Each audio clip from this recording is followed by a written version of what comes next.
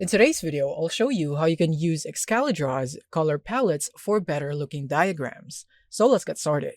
So it's super simple, but once you start using consistent colors across your diagram, everything just looks way more polished, and also it's easier to follow.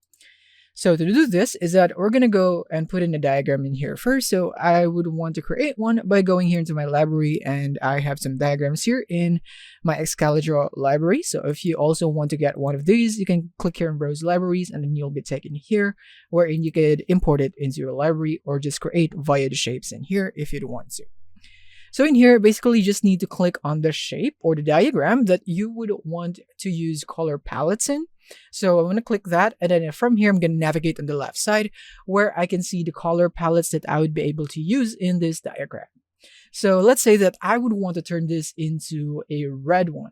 So I can go here into the stroke and then change it into red, and as you can see, the color will now change, but the inside is still purple. So that is the background. So you can click here, and then it will now change the background or the color inside with the color that we have selected in here. And then you can choose the fill. So how would you want to fill that? You can go for different fill styles.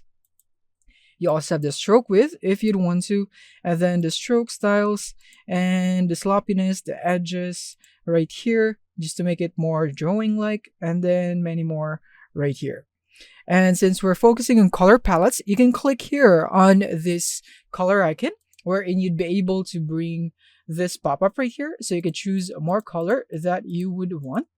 And then what's neat is that you have this color picker. So this is great if you are trying to extract a color and apply it into a diagram. For example, I'm going to go and paste this color gradient chart right here that I just got from Google. So basically you can also do it the same process. So you want to click here again and go here again and click here on the color picker tool.